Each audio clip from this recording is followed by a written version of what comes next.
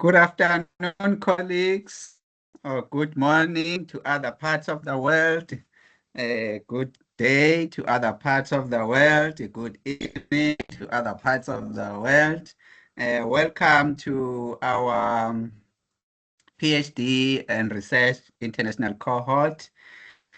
This is a platform where we are allowing our PhD, our postgraduate students, especially students, to share their ideas so that as supervisors, then we support them all the way up until they finish their work or their project. So, but again, if colleagues also feel that they want to display their work so as to be supported by this cohort, Saturday, it's a good time for them to do so. But for now, then we have to start with our distinguished guest speaker who will be taking us through the issue of action research or participatory action research, all those actions that you may think of in terms of research. So it's good that Professor Leslie would allow us to use her resources today to guide our researchers and students in taking care of their particular research. So this cohort is open, then everyone who would like to come through, contribute, and then they work with us as supervisor or as a PhD student or postgraduate student, they are most welcome to work with us like that.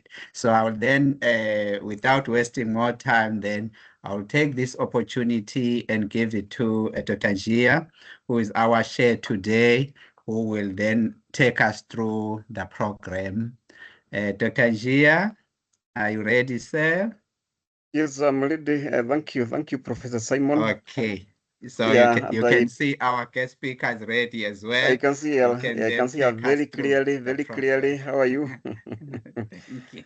Yeah, so I will take this opportunity to welcome our guest speaker, as well as all the other participants who are here who have come so that we cannot share as the guest speaker shares with us on her topic. So my role is to welcome the guest speaker as well as introduce her.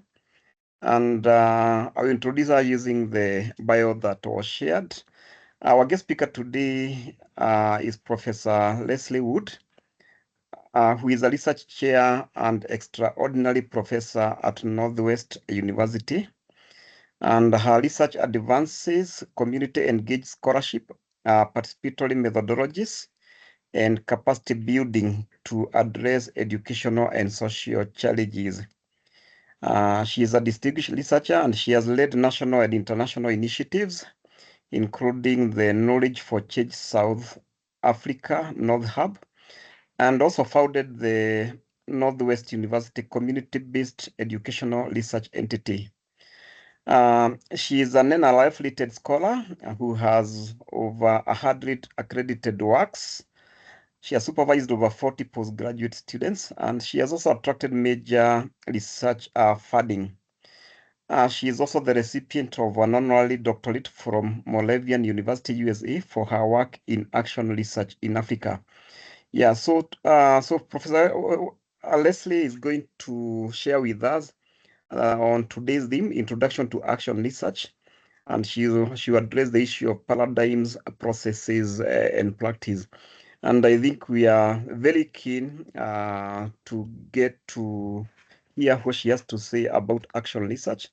Because action research is it's quite critical, because if you are to bring some positive change in the society, then you can only do so by engaging in action research rather than just doing academic research just for the sake of research. I think when you're looking at action research, it means then that we are using the research expertise that we have so that we can be able to bring some positive change in the society. So, Professor Leslie, I give you the platform now. And it's 5 minutes past 5 now, so we can give you about 55 to 60 minutes so that you make the Ooh. presentation. Oh, that's too much.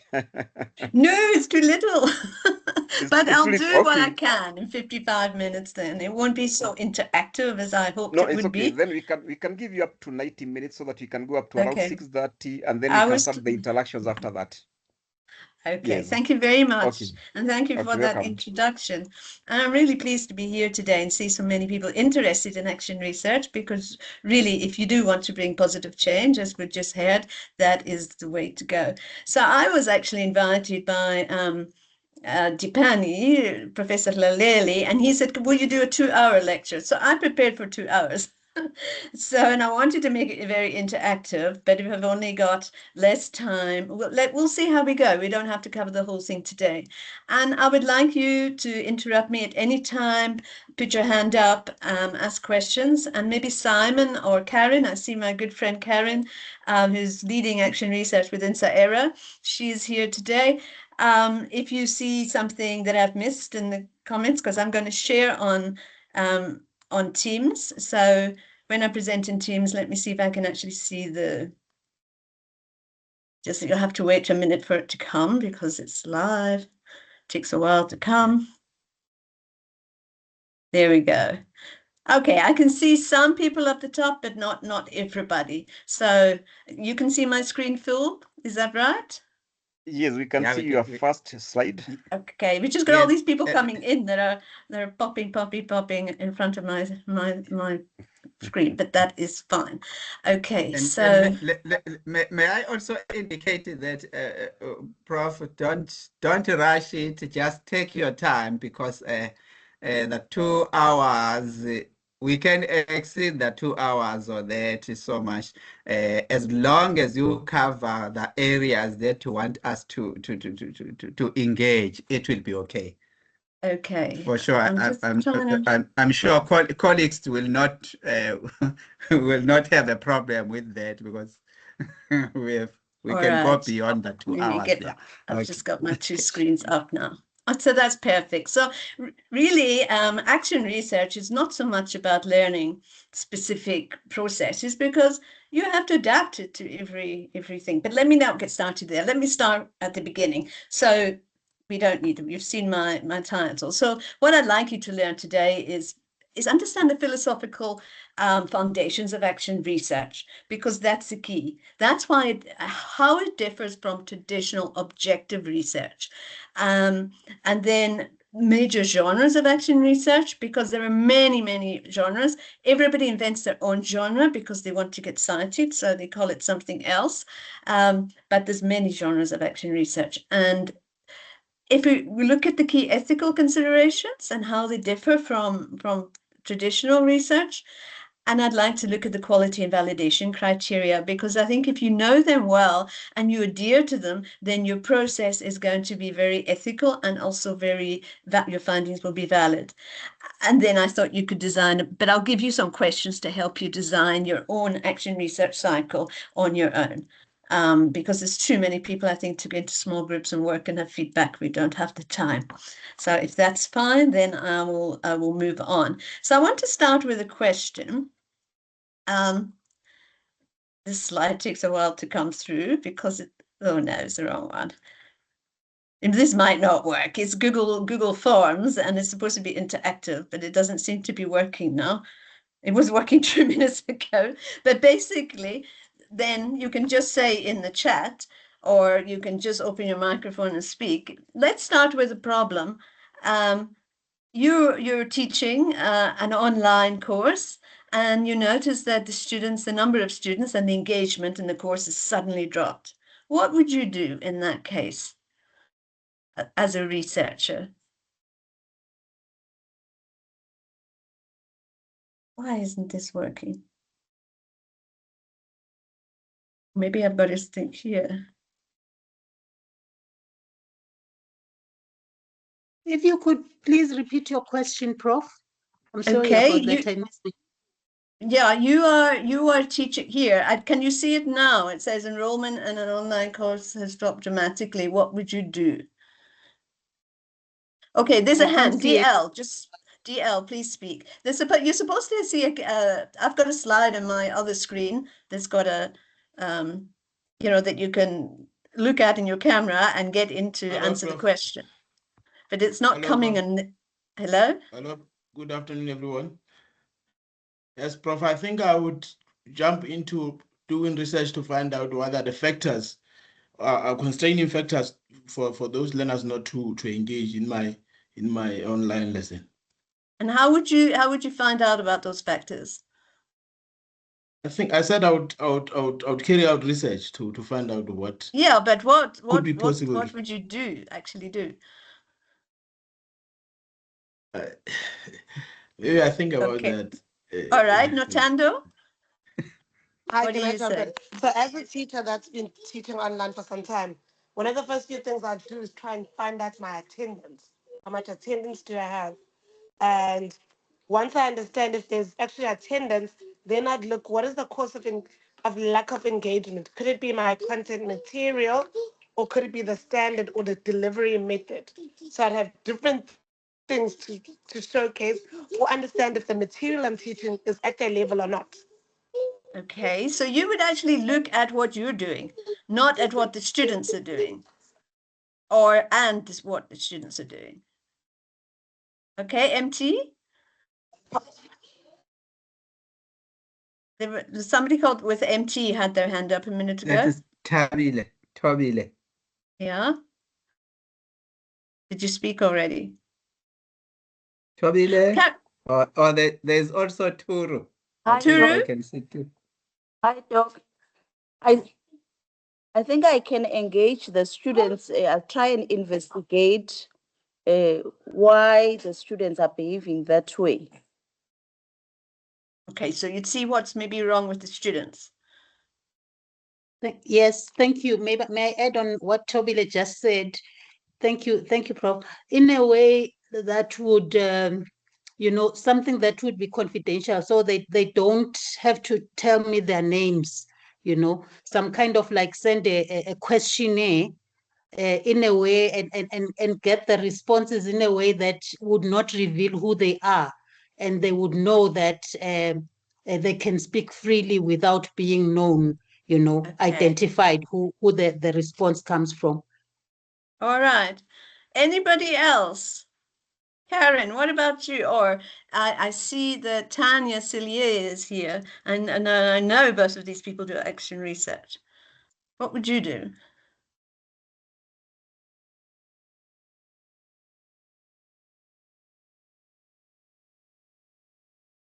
We're giving the opportunity to the new people to answer, Prof. Okay, all right. So what I'm trying to get at is, if there's something wrong in your teaching, most people's first reaction is to find out what's wrong with the students. Let's go and see why, and asking them, what are they doing? With action research, you would tend to start with yourself and say, okay, what maybe is wrong with my teaching? And you would start investigating your own teaching. Now, that's one genre of action research. You also need to sort of find out how the students thinking about your class, about your teaching, about the content, about the model delivery. But in the end, it's you're taking responsibility for improving your own practice. So I think the key thing is that, it can be self-study action research, or it can be collaborative, as we'll see, but it's with people, and it's not just gathering data and percentages and, how many students passed and that. It's about finding out how people are thinking and changing and so on. And it's always aimed at improvement and change.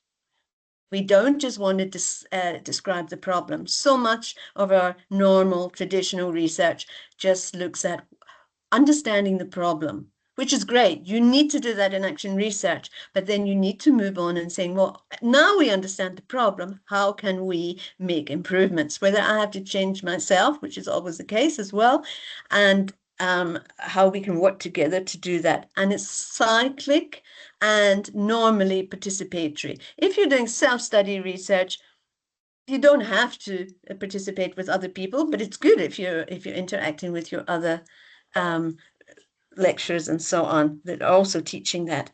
But the main thing is that it is subjective. It's not objective research, as we'll see as we go through. Feelings and values are part of it. Okay, so I'll just do a little mini lecture at the moment now. So why do we need a different approach to research? I don't know if you know about Galileo. He was a scientist long ago. Well, how many years ago is that? 500 years ago. And he had to leave the University of Pisa. He was kind of kicked out, expelled, not for plagiarism or anything like that we have nowadays, but because they said he was talking nonsense. And yet, his theory was that the sun is at the center of the universe. Nowadays, we know the sun is at the center of the universe. We don't dispute that as a scientific fact. But in those days, they said that's kind of anti the Bible and things, and that's not right. The earth is the center of the universe. He had proof of his theory. He had all these calculations and everything, which still stand today, which prove that the sun is at the center of the universe. He could justify it, but it wasn't validated by the authorities until like 400 years later. So until the 19-something or the 18-something, that it was actually validated. And I think a lot of people think, I don't know if you've heard of what people say about action research, but a lot of them say, well, it's not real research, because it is subjective, because feelings and values are involved. They think it's not really scientific. But I think there's a danger of letting one paradigm and idea dominate. We've got so much research about describing the problems, and I'm talking now about the social sciences. And quantitative research, a positive paradigm is essential when you're working with, in science, looking at how atoms interact and things like that. You need to have experimental research. But when you're dealing with people in education, in social science, we need to find a way of working with people to change things. So action research is a constructive science. It's not just an evaluative, assertive science. It's something is going to be co-constructed usually. It's a practical intent. It wants to bring about change in the practical problem that you're facing, that others are facing. But it also wants to, what we call the emancipatory intent. It wants to free people from maybe in thinking that they can't do anything about the situation. So it's mental liberation, if you want. It's freeing people to realize they can solve their own problems. You don't have to have a PhD. And I know you all want PhDs, you're working hard towards them, it's fantastic, but problems can be solved without a PhD because it's working with real problems in the real world. Dewey, one of the fathers, the first thinkers of this type, said that ideas are worthless if they're not actualized in actions that reconstruct our worlds. And I think in today's very, very complex, conflict-ridden, resource-scarce world, we have to start thinking how research can actually help, and we as researchers can become part of the change.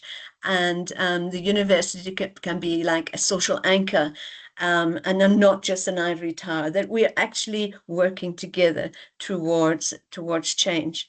And, if you're working with other people, human relationships are extremely messy, as you probably all know from many relationships that you've had. But action research is messy too, and that is all right. It's not clear-cut like other research. It's very controlled with variables and so on, or even traditional qualitative objective research where you do an interview, you don't talk, you go back to your office, you work with the data. You're actually working with people. So I don't know if MD has another idea why we need action research at the moment, or a different approach to research, a different paradigm, because that's what it is about, a paradigm change. So we choose action research. Okay, why have some of you, is anybody doing action research? Let me see some hands. Just yes, a thumbs up if you're actually doing action research in your PhD, or are you thinking about doing it? I don't see many hands. One? Only one person. Two? Turu, would you want to say something? Or are you just putting your hand up?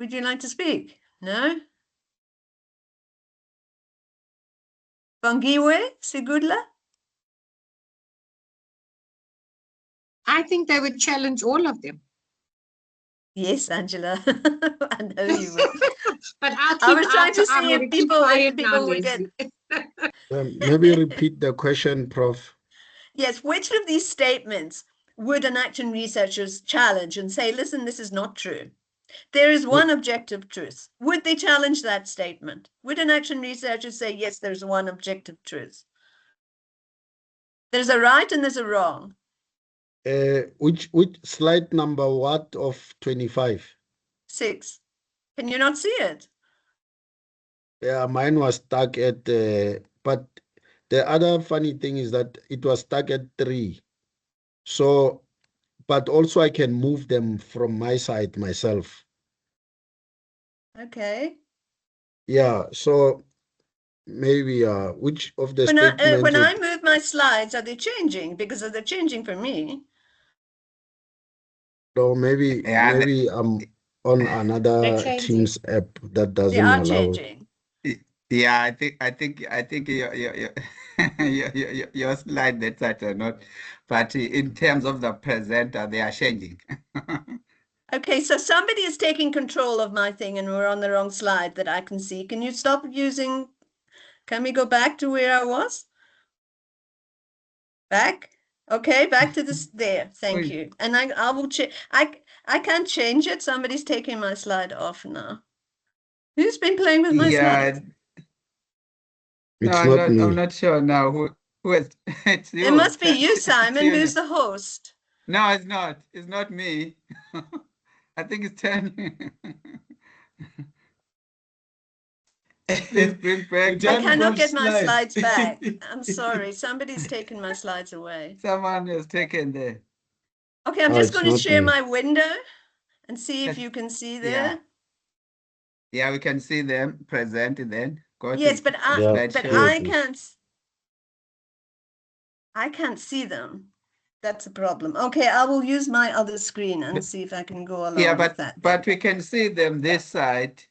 All right. Uh, Okay. So there is one objective truth. I've got another screen I can look at here. Don't know what happened. Somebody took control. It says somebody's taken control of Yeah. your screen. I couldn't get the name. There is one yeah, objective I truth. should- Is there one objective truth?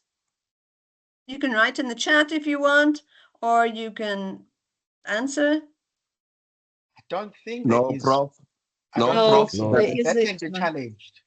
There are multiple. I can Multiple. challenge that one, Prof, strongly. Yes, because there The are first one I multiple. can challenge strongly. Yes. Why? The mere fact, Prof, that we are doing research, it means we want to know more. And there are certain truths that we don't accept or believe, or that are not necessarily relevant to the question that we are asking. Yes. Okay. But a lot of research says there is one truth. If you're doing positivist research, for instance, they'll say, yes, there's one truth. I've found the answer. So we can't do that. So they would challenge that. Because we have it's a subjective epistemology, knowledge co-construction. Okay, the second one, researchers should remain detached from participants. Should you, as an action researcher, must you be like, I'm here, you're there? I'm talking now about the Not relation. really. Okay, who's speaking? No, Tudor? it- Yeah. it's true. Yes, I think researchers should not be detached from researchers. I mean, from participants. Yes, you know, you also have to have a little bit of your side of the story, you know. Mhm. It just cannot be participants plainly. I know there is this thing, there should be a thin line between being biased and also being reasonable. That is how Yes. I view it. Yes. Okay, so you will see in a minute how we can challenge that, because it definitely isn't true. And the last one as well, is that true? Personal values should not influence research.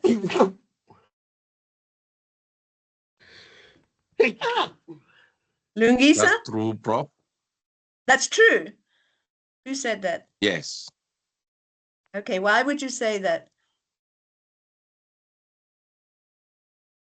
I should make sure that whatever the position I have, that should not be influencing the kind of data that I generate with the participants. Mm-hmm. Okay. Yes. I think that one is a half-truth. We will see that action research. Prof, Yeah? Mabuza? may I say something, Prof? Yes. Yes, thank you so much, Prof. I wanted to say the third one, personal values should not influence research. I think it's a debatable point, because to some degree it does influence this research when it comes to the research topic, the questions that as a researcher you consider important. But to some extent, again, it should not influence research when it comes to the data that is collected, the interpretation of the evidence and the ethical considerations. Yes. So it's a debatable issue. Yeah. So that's why I said, Mabuza, thank you, it's a half-truth. Because yes, your values, you're allowed to, you choose to do this research because of your values. You are allowed to share your feelings and values. But when you come to interpreting the data, you shouldn't impose your values on other people. So it is like a half-truth. Okay. All right. So action research. Can you see that new slide? Is research with people, not on people. Okay, is my slide moving?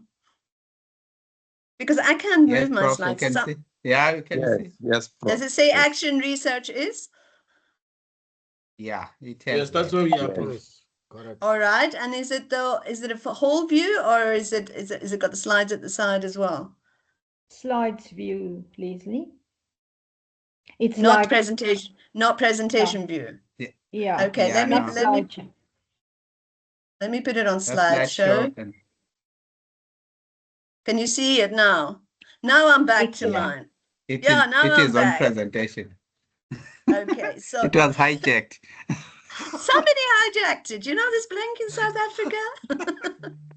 So action research is, okay, a little bit of a lecture now. With people, not on people. Okay, we don't go and extract knowledge from people. We create it with people. If you're doing self-study action research, you're self-reflecting. But in most research, even participatory research, you self-reflect, then you share your reflections with others and so on. So it's aimed at improvement and change, not just understanding the problem. We've said that. It's cyclical and participatory. Okay, I will show you that process later. Not always participatory. But even self-study research, you need to have it validated by others in dialogue with them. If you're changing your practice, if you're saying, okay, I know a way how to better engage students, you have to test it out with also your colleagues. So it is participatory in a way even. And it's subjective, the research is part of the process. So the ontology, you as PhD students must know all of that. The ontology is that reality is multiple, and it's socially constructed. Different stakeholders experience reality differently. So what we say it's a relational ontology. You're understanding reality through relationship with other people. Okay? And then in terms of epistemology, which is, of course, is about knowledge creation, knowledge validation, etc., knowledge is co-created. It's a hybridity of knowledge, different knowledge ecologies. So you have the scientific, we're not throwing traditional approaches out the window, but we're mixing it, traditional knowledge is out the window, sorry, but we are mixing it with local indigenous knowledge. So we call it a hybrid, like the new cars you can get now. So it's a mixture of this. You take the best of each. And then axiology is about values, we know that. Values are acknowledged. Research is value-laden and value-driven. and social justice and improvement underpin action research. You're doing it to make the world a more just place and to improve the problems that you are facing. So if you look at traditional paradigm, if you want, is very in education we're talking about now. It's very teacher-centered, it's expert, it's subject. We're focused only on our own discipline of maths education or science education or whatever disciplinary. We're focused on the content. We want students to learn the content, but even in our research, we're trying to discover more about create knowledge, just not create change, social change or whatever. And it's very much based on the system we're working in, and it's competitive. So a traditional research paradigm is very, very, very competitive. We compete with each other, whereas in action research, we're more cooperative. We're more centered on the participants. It's problem orientated, or rather solution oriented. It's interdisciplinary. It's about a process, not about knowledge. But when you're working with people, you don't want them just to solve the problem. Okay, you do want that, but you're a practical outcome. But you also want them to really learn themselves, learn more about themselves, become a better person, and so on. Not a better person, but improve their skills. They're learning how to learn. And it's open-ended, and as I say. Can you still see me? Can you still hear me? I can't see you at all now. I don't know what is going on with this. Yes, Prof. I need somebody to sit and tell me exactly what I'm doing wrong here, because before I could see you along the top, now I can't see you at all. So just shout if I disappear. So we have different approaches to problem solving. Now, in action research, we have what we call reflective rationality. Rationality being the logic of the way of thinking behind things. Positive and objective research, qualitative research, is a more technical rationality. So the problem and the solution, we move from saying the general solutions, everybody, one solution fits all, to problems are really complex that we're dealing with, because we're dealing with real life. It demands specific solutions. So the context is so important. We're moving from saying, we can develop solutions in laboratories or in our offices by looking at data and then just tell people what to do. We move away from that to saying we have to be inside the context and working with those affected by the problem. The practitioner, or you yourself as a researcher, are a crucial and determining element of the method. Applicability. We're not saying, in most research, if you come up with, you do traditional qualitative research and you come up with some recommendations, you might use the findings that you've got to create a workshop, and then you'll go and train people on how to solve the problem and everything. You will publish about it. But we are saying that, these solutions can't be successfully applied to other contexts. They can be made accessible to other people and they can adapt them to their own. But we don't train people to do it. As they're doing the research, they're actually learning experientially themselves how to solve the problems. So they're learning how to problem solve. They're learning how to work together. They're learning how to be assertive and to have their voice heard, and so on. And then in terms of the believability, the credibility of the research, in the hierarchy that is our universities, the closer a person is to policy making and theory development, the more credible and powerful research will be. So it's a separation of theory and practice. But in action research, we have networking, symmetry of communication. We collaborate together. We integrate research and development, theory and practice. So it's a very practical but ongoing experiential learning process. So there again, just to summarize what reflective rationality is, it's about researching and acting transformatively. There's an S missing there, sorry. Thinking critically and learning holistically through networking, symmetry of communication. When you're working, especially in participatory action research, and you're working with, or Parla, which has got an action learning group in it, everybody in there has an equal voice. Everybody in there has something worth saying. It's not like normal research where you as a researcher decide, okay, I'm going to do some interviews and you determine what the questions are. You ask the questions and you determine how you're going to interpret it through your theory. So that's that. So maybe now tell me where do these things on the left, the principles, are they applicable to action research, traditional research, or to both? So if I say, and I can't see people's hands. So Simon, will you please ask people to speak when you see their hands? Okay, I'll do that. Okay, so objectivity is key. Is that true in action research or traditional research? Or you can shout out. Okay. Anybody. Oh, there's Mafata there. Mafata. Yes, go Prof. ahead. Objectivity here, I'm not sure. It's key. In which one? In action research or objective, qualitative, traditional research?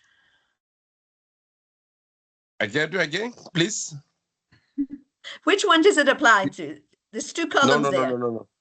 Objectivity is not key in action research. It's not. Okay.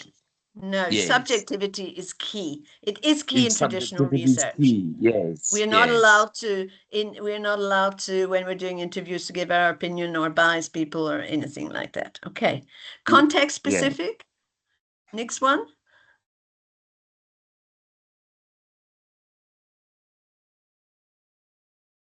What does context specific mean?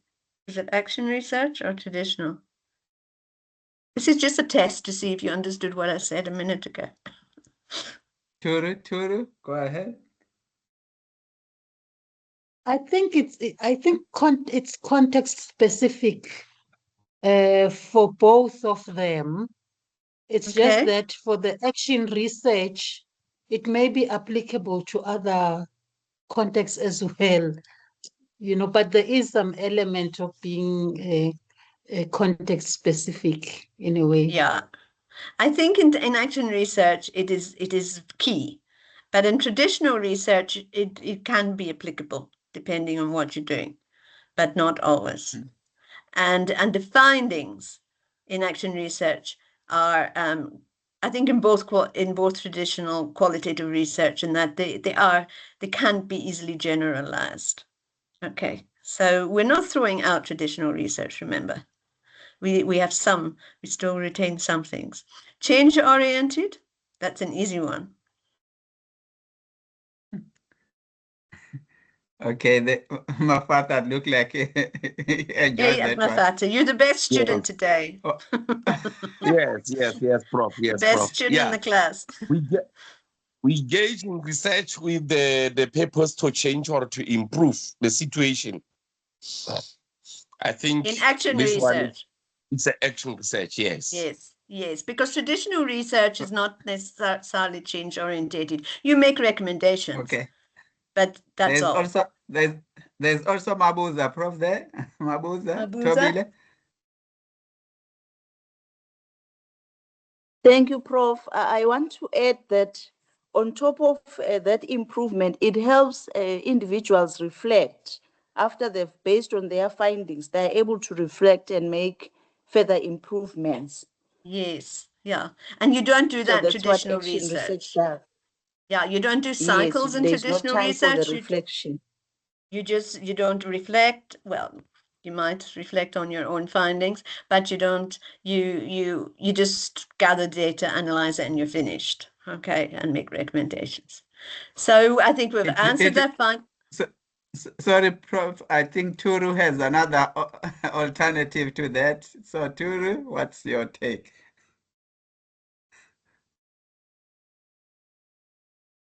Excuse me, Prof. I think I missed that one. Which one? In terms of the change oriented. I think action research is change oriented rather than traditional research, Prof. Yeah, we said that. So what about the next one then? While you're on Findings are generalizable.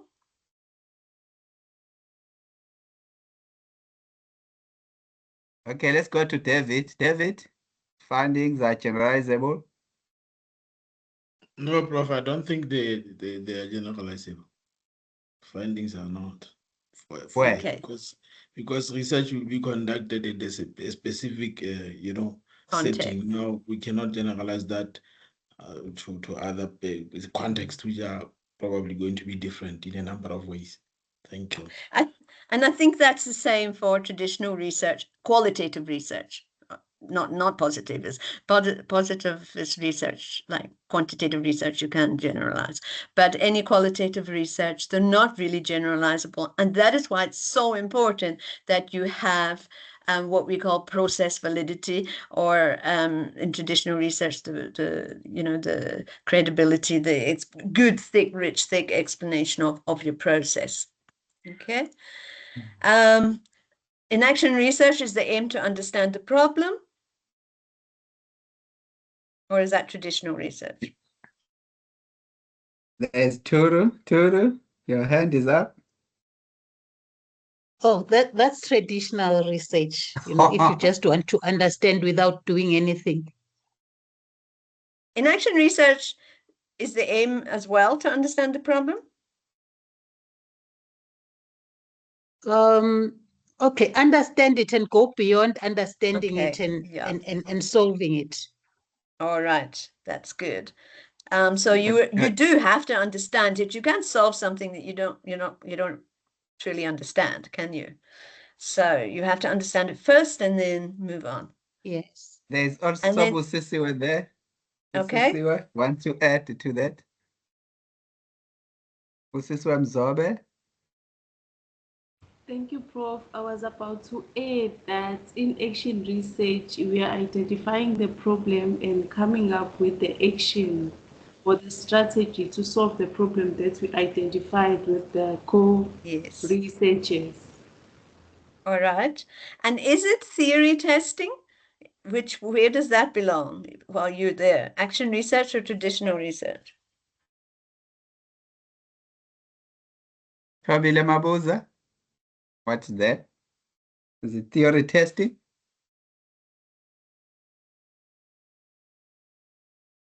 Kabile Mabuza, your hand is up. Thank you. Thank you, Prof. Yes, Prof. We can say it's not necessarily about theory testing, because its aim is to solve practical problems, like we have already said, and generating knowledge after we've identified the problem and improve. So it's not exactly about testing the theory, according to me. Okay, if you understand It can theory draw, as it can draw knowledge from existing theories, though. They will just contribute in the development of the research. Okay, so if we understand theory as propositional theory, i.e. these grand theories like Bronfenbrenner's theory or Vygotsky's theory or whoever you're working with, or Freire or whatever, yes, that those are like propositional theories.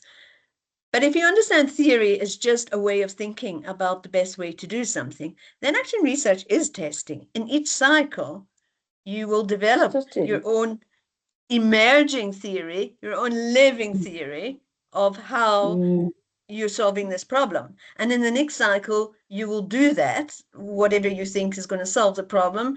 And then you will reflect on it and say, okay, is it solved? Do we have to carry on? So you do, but they're a different type of theory. It's an emerging, developing theory. And it's more what we call living theory. Jack Whitehead uses that term. And that means it's changing all the time. So it's not a theory set in stone that you can teach somebody else. All right, and as people adapt it. So there are theories, but it's more like hypothesis, but not as it's used in quantitative research. Just a sort of, okay, I think this is going to work. Let's see if it works, and then testing it. Okay, and then the last one to me is all important. Relationship is central. Before going to the last one, Prof. Okay. Can I say something on this whole table? I note that when you get to the traditional research, there seems to be differences between the positivists and the constructivists, because, you know, we're saying it's theory testing this side in action research, but when you go to traditional research, I personally would say the theory testing is only with the positivists, but with the constructivists, then it is not theory testing. Rather, I would say it is generating the theory. So I think Theory there seems generating, to yeah. be yes, the traditional think- research yeah. has two parts, you know. Well, it depends how we interpret tradition. Hello.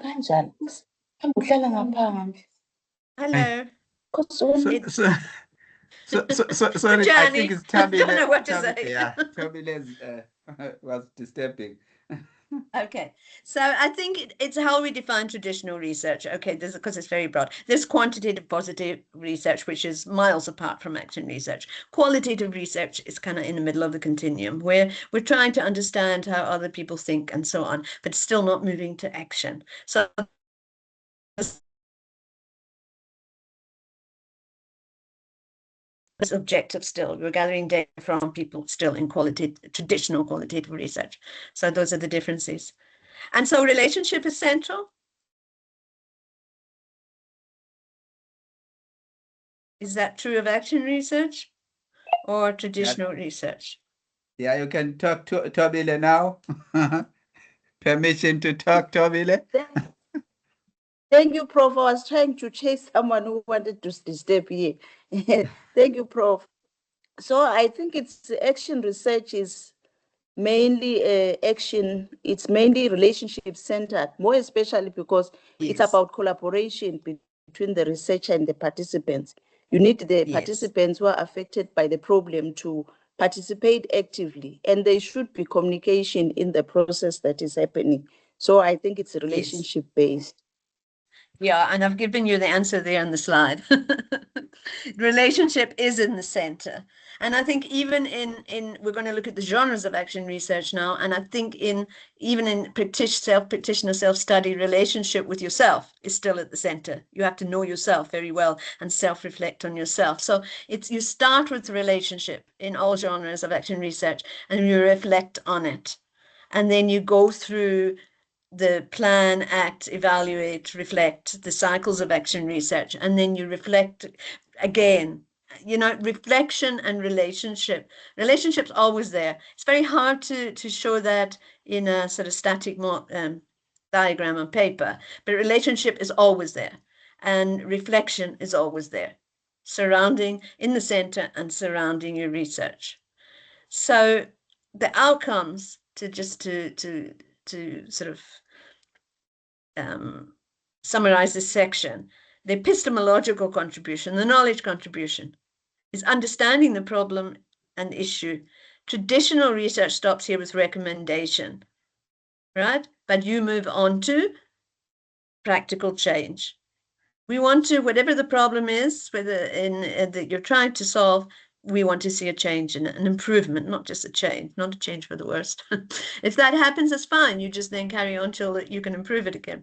Emancipation from this mental oppression and transformation of thinking about yourself, your capabilities, about the world, and then hopefully as well some kind of systemic change or policy change on a small level. It could be, you know, change in your environment, in your school or whatever.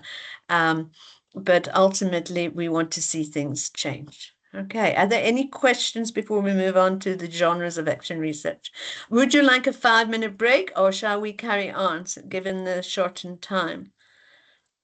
Simon, what do you think? Yeah, I think we have to carry on. But there is a hand from Tobile there. She wants to ask something. Tobile? Unmute, Tobile. Thank you so much, Prof. I'm just thinking out loud, looking at the picture that is presented here. In the outer circle, there is reflection. After relationship, there is reflection. And in my mind, how I wish there should be critiquing somewhere, that at some point you need to reflect and critique. Okay, so reflection in... I'm just thinking out loud, Prof. I'm not Yeah, thinking you're quite crazy, I'm right. just thinking out loud. I totally agree with you. But when I say reflection, I mean critical reflection.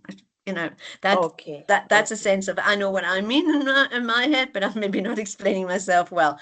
It's critical Okay, reflection, thanks. critical self-reflection. If you look at the epistemology, as I described, of action research, it's subjective criticality. So you, first of all, you have to start with yourself always, because you have to be very self-aware of how you're influencing the research, what your biases are, etc., what it is you're wanting, you know, and then you have to move towards intersubjective criticality, where you're working with others and you're coming to some kind of agreement on what's best in the situation and how we can work together. Now, so critical reflection, then I should change that to. You critique yourself the whole time. You must be open, and especially in participatory and in action learning, participatory action learning and action research, you work in small groups there. And that to me is, well, we're coming on to that now. Okay. So can I move on now? Yes, please, Prof. Yeah. Okay, so the genres of action research. There's many genres. If you can't, somebody counted them, well, tried to count them at one stage, and there was like 140 different names for action research. And you may have heard of many. But to me, the main genres would be a self-study form of action research. And Jean McNiff and Jack Whitehead, who talks about living theory, if you want to learn about that, they're the best person to start with. There's a lot of people doing it, a lot of people at UKZN doing that kind of thing. I'm thinking of with Daisy and Kathleen, although they're very, you know, much into participatory methodologies, they're actually doing action research, self-study. Kathleen's doing self-study, but it's self-study action research, same kind of thing. And then community-based action research, I've just given you their Bud Hall and Rajesh Tandon. They're the UNESCO chairs for community-based research, action research, and social responsibility in higher education. You can just Google them and you will get lots of stuff on that. That is working in communities. We're going to look at it a bit more. Participatory action research, Stephen Kemmis is like the seminal person there. And then we have participatory action learning and action research, and we'll talk about what that is now. Okay, so if we look at self-study action research, the key focus there is the practitioner examines and improves their own practice. Okay, so you're looking at yourself, so you're critically self-reflective, saying, how can I improve my practice? So how can I improve my teaching of mathematics or whatever? You're looking at your own. An example, how can I improve my use of formative feedback to enhance student engagement and learning in my classroom? Okay, so it usually starts with a how can I improve kind of idea. Community-based action research is research with and for the wider community.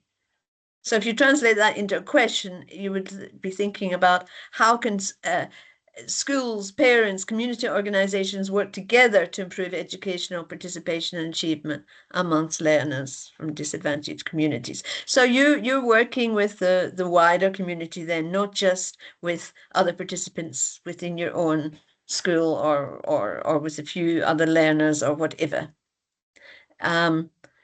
It's also an umbrella term for many forms of participatory action research. You'll find in health, they tend to say community-based participatory research, CBPR. And there's lots of these CBR, CBPR, CBAR, whatever. They've all got the same. All the action research has the same kind of philosophical foundations.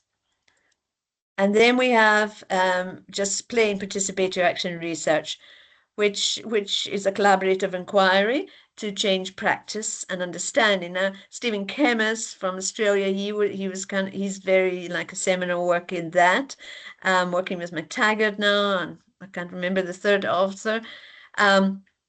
And they're very much about practice architecture, very much about teaching in the classroom. You'll also hear terms like teacher action research or collaborative action research.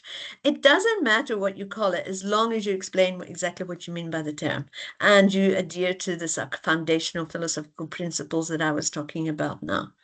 So he would say, how can teachers and students collaboratively redesign classroom assessment practices, etc. Now, PALAR, which is participatory action learning and action research, Zuber Skerrit, who's the fundi in that, she said we need something, we need to incorporate action learning, because she was also very much into the action learning scene. Now, action learning comes from Red Draven's work in organizations. So it's very much something that's with organizational development, where people would work in a multidisciplinary team within a factory or something and then solve practical problems. But it has evolved now into being more of an action learning group will work. So you will have a small group, maybe 8 people who are or no more than that usually, who are your core participants, and they would be representative of the different stakeholders in the research, and they would decide on the research problems. They would come with critical questions and everybody would get a chance to speak and et cetera, et cetera. Action learning is a way of helping people to learn how to learn as well. And to me, working in our kind of context where people are not used to, they're used to just sitting back and let the researchers the academic researchers do all the work. This is a great way of developing people's capabilities. If you think about their skills, their dialoguing, everybody having input, etc.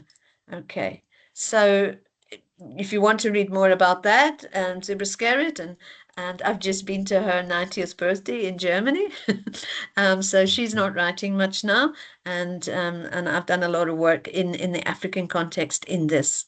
So we would be looking at it's through lots more focus on the action learning, the reflection, and the critical reflection. Okay, so how can a learning set of teachers, school leaders, and students develop and implement strategies to strengthen student well-being, whatever. But you notice that most of the action research questions start with how can. Okay, questions of how can, not what is, or what is the relationship between, or something like that. We're not interested in that. We're just saying, how can we work together to improve? How can I improve? Okay, is that quite clear? And as I say, don't get confused with all the terms. You decide which term you want for your if you're looking at your own practice, then some kind of self-study action research. If you're looking at working with others in the community, then decide on whether you're doing participatory action research or PALAR. So community-based action research can actually be methodology on its own if you describe it that way, explain it that way, or it can be an umbrella term. So it's very much up to you to make it clear what it is you're doing. Let's just have another little test there. Okay, this is dead simple. So if the first question there, how can I improve student engagement in my lectures? What kind of action research would be suitable there?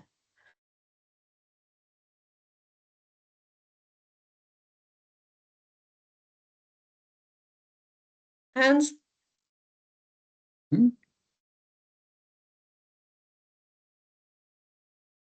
You're looking at your in your own teaching. What kind of action research?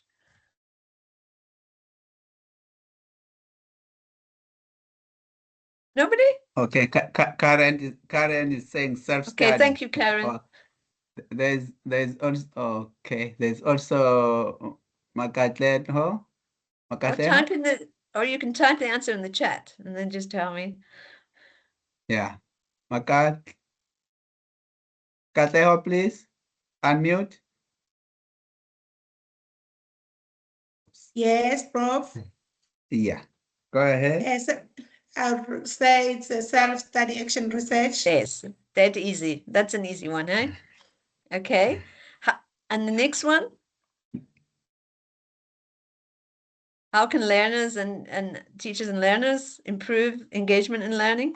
I'm just coming up with these very broad questions.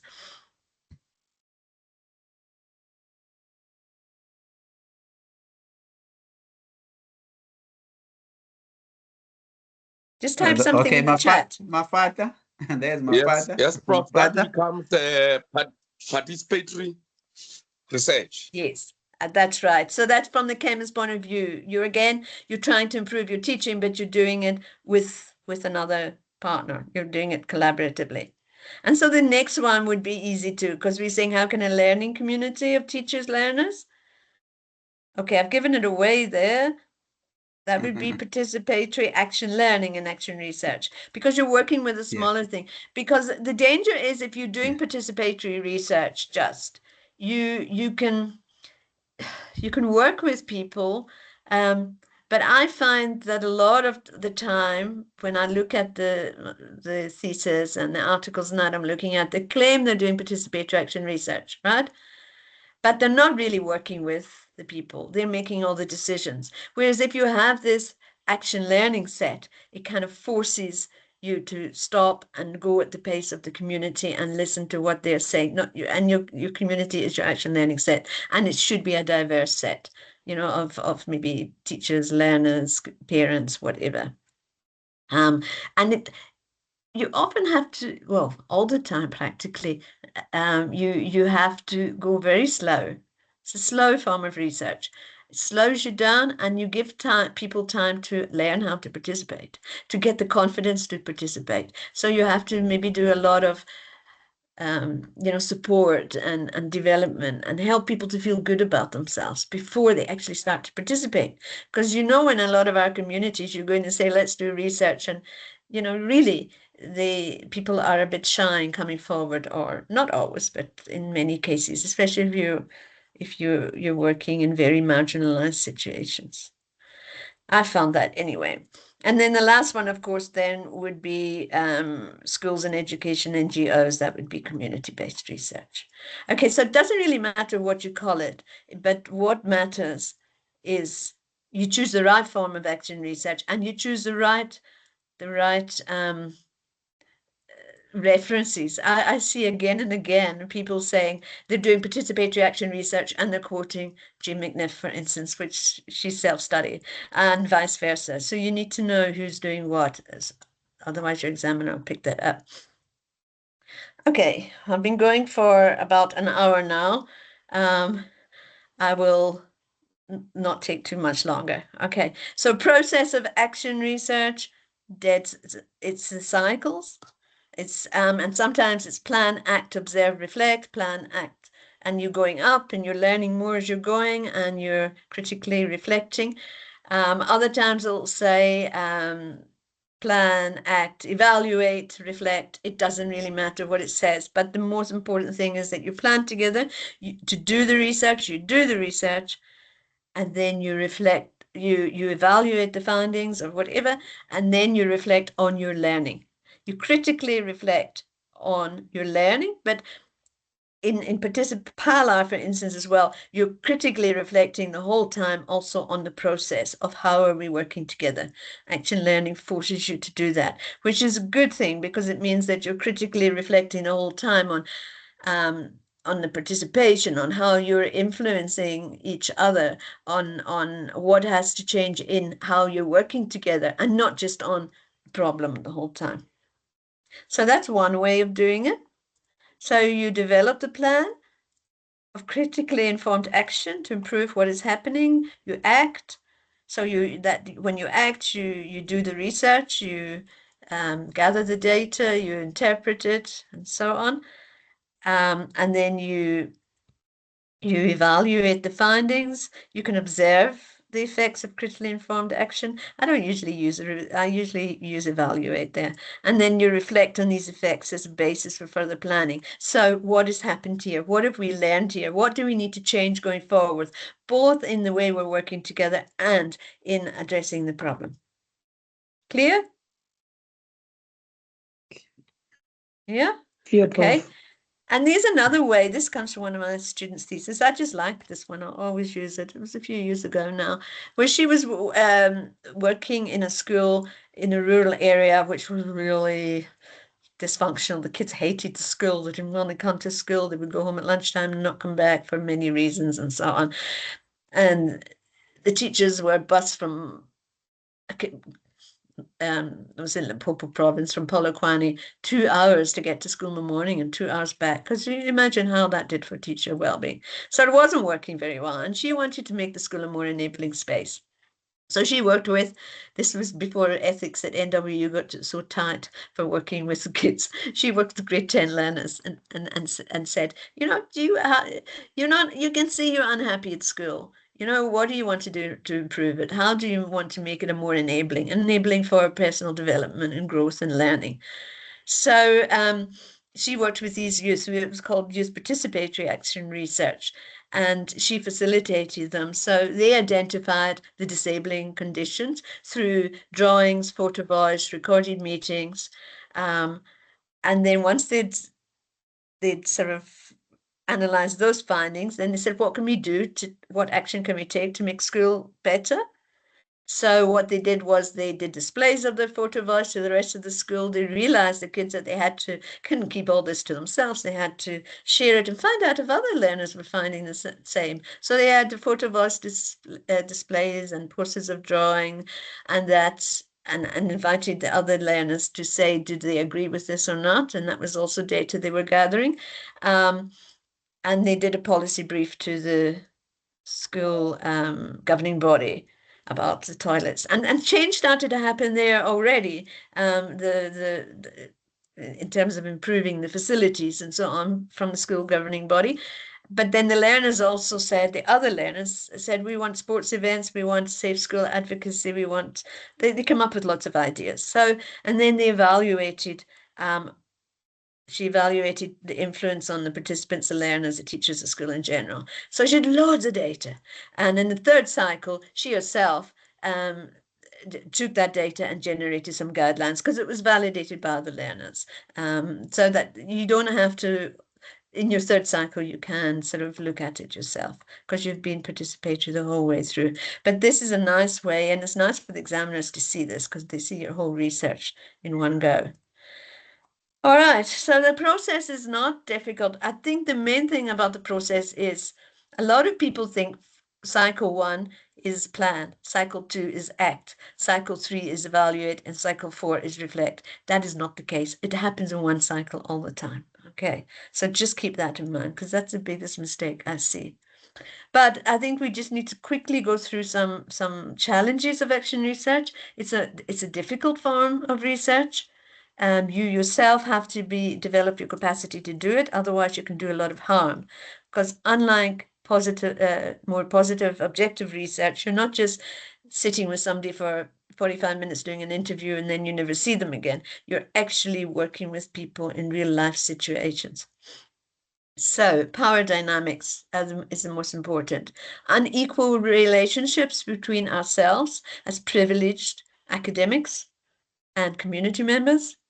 There could be a lot of gatekeeping by the institutions ourselves, by the university, or by local leaders, and marginalized voices may be silenced. So you really have to develop some inclusive facilitation techniques, and there's a lot written about that, how to do participatory forms of data generation that includes people, how to work with people to develop their confidence before they actually start doing the research, etc.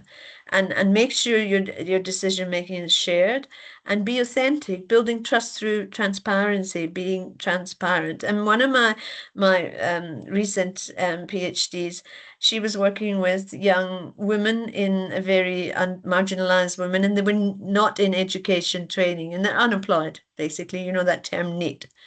And she really battled to get their trust, because not only did they not trust her, and she was young and Black and from a similar background as them, but they still didn't trust her, and they didn't speak, and they didn't trust each other. So she was using things like an asset-based approach to help them discover the strengths they had, and then helping them to reinforce each other in the group. So there's a lot of patience needed. She also went and said, asked them, will you show me around where you live? and she took photos not not walking around taking photos of the environment, but they were young kids. They wanted photos for the social media, so she took those kind of photos with them, and she ate with them. What do you have? What do you like to eat? And went to the local spaza shops. So you need to keep up, and you need to be competent to do that kind of thing. You've got to be authentic. You can't just go in and out and never see people. You can't just tick boxes. You must continually address power relations through ethical agreements. So ethics, I think we're coming to that now, is not a one-off. And then the next challenge, I'm talking a lot now. If you don't understand anything or that, please interrupt me, is sustaining engagement and change, because enthusiasm can fade over time. And if you're working in communities where there are very scarce resources and people are unemployed and whatever, they have competing priorities, and research is not number one. Survival is. So you have to be ready. In that larger project, when I was working with three townships with unemployed youth, we just had to be flexible, and people would come and go, and we just have to train up new youth as they came in and so on. We couldn't get upset that it was destroying our perfectly worked out research plan. And there's a lot of internal jealousies and unethical behavior that you're dealing with. So I think it's important to celebrate, to recognize the input of everybody, and to recognize the learning. Okay, small milestones. Don't just wait to the end of the project. And because it's cyclical, then you can, in each cycle, you can have some kind of recognition and of the learning, and ensure the relevance of activities that you're doing. Keep on checking, or is this what you're wanting, and so on. And ongoing reflection, critical reflection on the process and the relationship. As I say, in that DSI project, youth and even the agencies, the grassroots NGOs we were working with that were helping us to recruit the youth and to give them a space where they could do their research. Their priorities as well were survival. So you've got to keep communication open. We had to have a lot of extra meetings with them just to iron out things and find out how they were thinking. So, but I think if you live your values and show that you authentically want to see things improve and create a sense of belonging with the people in the research. If you can create a safe space, a space where they feel they're not going to be judged, they can make mistakes and so on, then participation will be much better.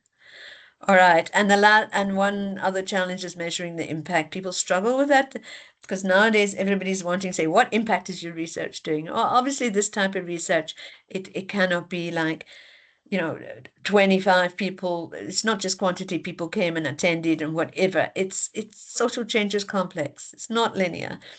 And it's hard to quantify qualitative outcomes. And sometimes you're just planting a seed. And after the research is finished, we call that catalytic validity. That person blossoms in something else and feels the benefit. So I think but one way you can kind of come over that is to use mixed methods, get some quantitative tools as well, just to satisfy funders or whatever, just to measure the change. But it's not as good as a qualitative.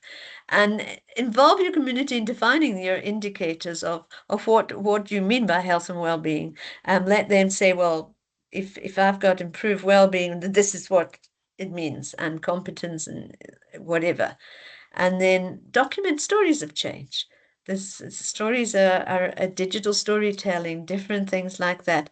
And one way is having a practical output. So as maybe at the end of the research, the participants themselves can have a workshop that they can now do with other people in their community or other participants, or a booklet or a manual or a policy brief that they can, actually take now to management and so on.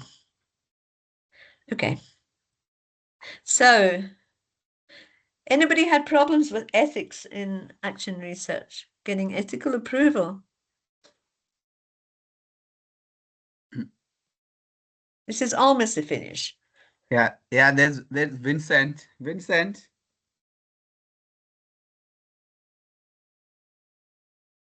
Unmute Vincent. Is that Vincent from Mozambique? No, No. Another one. From KwaZulu-Natal. Okay. I know a Vincent Yes. from. Yes, from afternoon, Prof. Hi. Afternoon, Prof. I'm sorry, I'm late. Maybe the question that I'm going to ask has been covered before, but I'm tempted now to ask is there any relationship between what we call critical paradigm and the action research? Because Yes. Yeah. from your presentation, I see a lot of power dynamics, Yeah. changes, and improving conditions, and there are so many concepts maybe that overlaps or that has to do with critical paradigm. Theory. I'm just checking Yes. if is there Yes, any definitely. relationship. And so I see it as a kind of continuum. So the Yeah. Yeah, I was just checking that because each time, maybe each interpretive, slide, I which see is that quality. there are these words Yeah. that are coming Then up. you've got critical. You've got critical paradigm. Okay. But and then I think you've got action research. And action research subsumes or covers, subsumes, if you know that word. It includes interpretive and critical. And then it moves further into action. Because we have a very critical, we critique what the status quo is at the moment. The first cycle is always about what is wrong here. Yes. And we look at things like power dynamics. Yes. And we look at, like when I was working with the youth, we don't go in and train youth. We went in and said, we worked with them so that they could understand that the fact that they couldn't get a job or couldn't afford to go to university and whatever is not their fault. It's a systemic thing. It's oppression over years of poverty, So we help people to think like that so that it frees them up to see, well, I'm a victim of a system or whatever, but I don't have to stay a victim. I can actually do something and move on. My critique of critical theory is it's great and it makes people think, but it doesn't necessarily lead to change. You can get a lot of philosophical thinking in critical theory, but there's no actual practical change going on. People still don't know how to improve their condition. Okay, so critical theory is part of action research, but we move on further than that.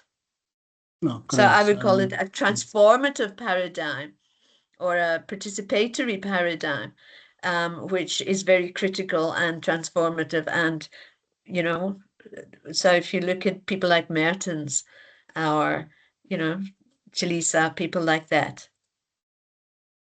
All right, thanks, Prof. So ethics in action research, a lot of people say, but I can't get ethical approval. You actually can. You just need to educate your ethics board to understand this different paradigm because they don't understand it. There's people sitting there who are quantitative researchers and they're assessing your action research through their lens. So they want objectivity. They want this, they want that. They don't want you to get involved with the participants at all. And how can you, that one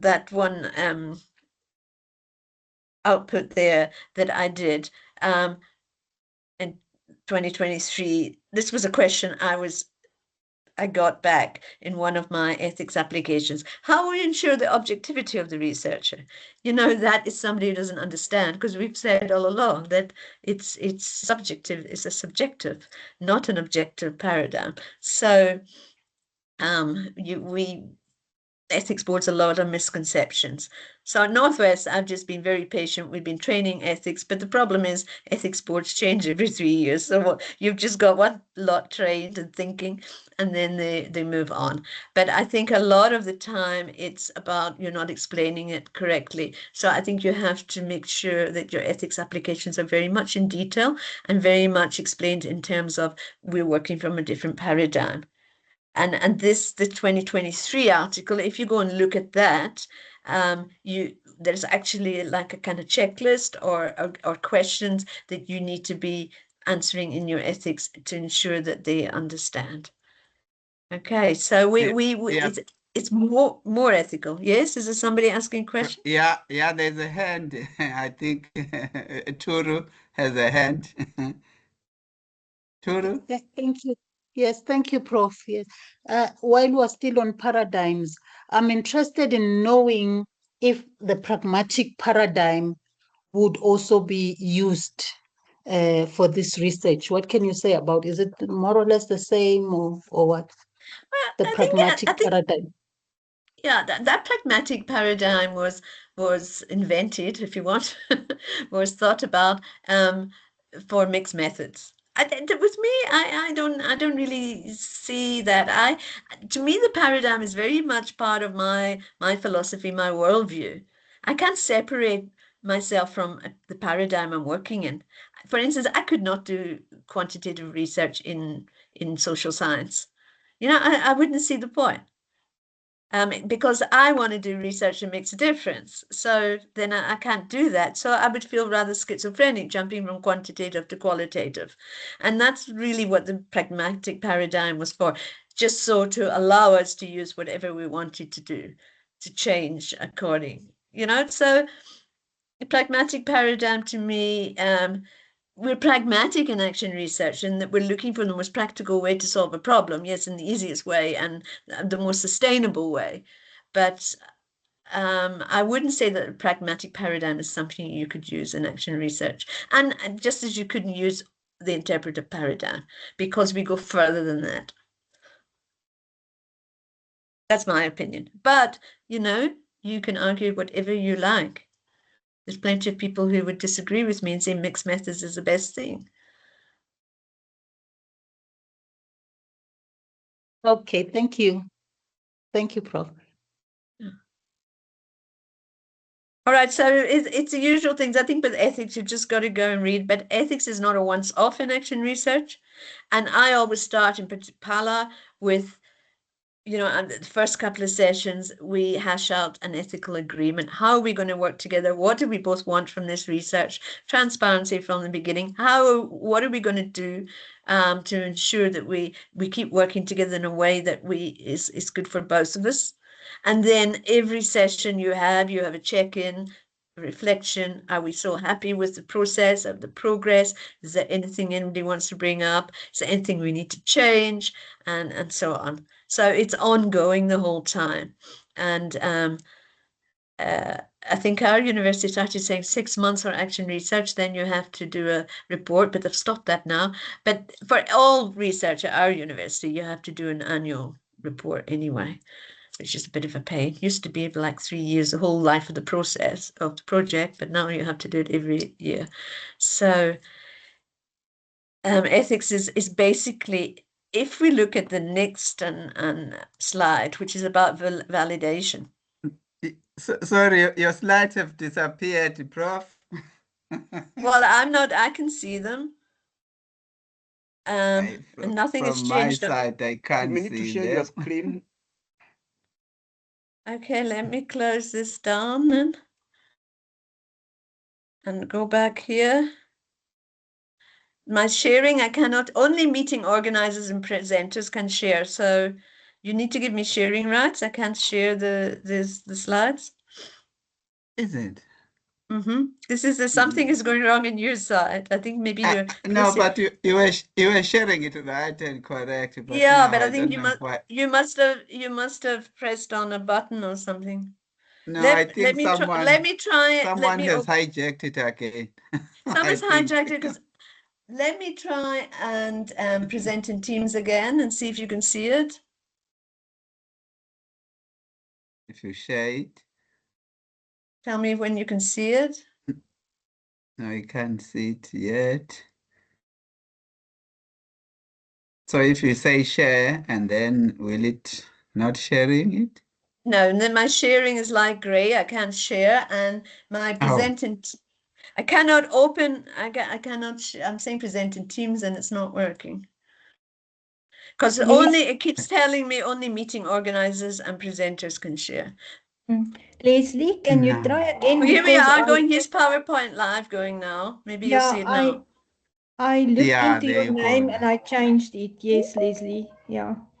Okay, so somebody has put maybe It's good maybe in their hijacking your mouse work. over my name and changed my sharing rights. Okay. That's it. Okay, let's go to near the end. Yeah, so I corrected that for you now. So I made you a presenter again. I don't know who hijacked you. Yeah. So can you see the whole screen now? Yeah. So yeah, validation is important. I think in action research, Hare and Anderson developed this. I think this is 215 one now or 214 one now, the action research dissertation. Okay. And in here, they didn't coin the terms, but they took it from other disciplines or whatever. So democratic validity, were the stakeholders included and could they fully participate as they wanted? Okay. So this is for participatory research, action research. If you can answer that question, then you're also being ethical. So you can use your validity measures to actually reinforce your ethics. Outcome validity, did the action lead to improvement? So that's to do with your findings. Process validity, did your inquiry adhere to the principles of action research? Was it rigorous? So that's like we have in normal trustworthiness. You know, have you got a rich description of how you adhered to the principles of action research? And catalytic validity, I think, is very important in action research. Did participants gain insight and change their thinking or action in other ways? Like a lot of times you work with people, then they end up doing further study, or they take the learning from this project and they go somewhere else and use it. It's catalyst is something that sparks off another change. Does it improve their lives in a wider way? And then the dialogic validity, was critical reflection encouraged both within the project and with critical friends? You know, with your supervisors or as critical friends, or with your when you go to a conference with, you know, your peers, did you share what you're thinking all the way during the project, and so on. So if you can ensure that those quality measures, validation, so it replaces the trustworthiness. And if you do that, then your work will be ethical. Okay, I'm going to move on. I think there's a hand, Prof, from Motsame. Motsame? I can basically finish now. Yeah, Greetings, Prof. continue with that. Yeah. Yes, I wanted to ask, Prof, does the democratic validity can also be applied to traditional research in a qualitative approach? I've never heard it applied there, because when you're working, democratic validity is about the stakeholders included in determining the research problem. Sometimes not in all, sometimes you determine it, but are they included in, were their points of view included in the research, and did they make decisions in the research? And in traditional qualitative research, the researcher makes all the decisions because they're objective. They decide, okay, this is my research question. I'm going to use interviews. They go and interview people. They just don't get involved in the interview. They just record it. They may be prompt, but they don't, you know, give their own opinion. They don't have a general conversation. It's very much objective, and their opinion is not known. And then they go back to their office and interpret it through a theoretical lens, trying to understand what's going on in the minds of and in the lives of the participants. But they're not really participating in the research. They are supplying data. I don't know, some people might disagree. Prof. But I wanted to ask. Yeah? Yes, I was saying I wanted to ask that because if one is using Profenheimer's ecological system to actually get a lot of stakeholders in order to get a specific research that they want to like analyze data from. Yeah. Is that important in a traditional sense? I was asking from that point of view. Yeah, so if you're using Braunfeld as ecological, what process, what theory, whatever, then you may want to ask parents or learners or teachers. So, but you're still deciding what you want to get from them, and you're still interviewing them. You're not working with them. They're not having equal say in the research. They're not determining the process of the research. So it's not. Okay, I get the distinction, Prof. Okay, thank you. Okay. Look, the thing about action research is there's no black and white and right and wrong. And, you know, you have to just explain very well. Sometimes it's not really practical for complete participation, like 100% participation in deciding the research problem and everything because of our systems and our institutional rules. But, you know, you have to show to a certain extent how you're involving people and letting them learn through the process. So there may be some contradictions, but not really. All right, so have you, I was going to, we don't have time and there's too many people here. Anyway, I was going to give you a little test, but when you get the slides, which I can send to anybody if they're interested, can send to Simon. Here's a little case study, and you can look through that and see what types of validation measures you could identify. It's just made up. So in your own research, you need to do that. And then I was going to ask you to apply the process to one issue and give you some suggestions. But this is a kind of, if you use this, the problem is potential participant.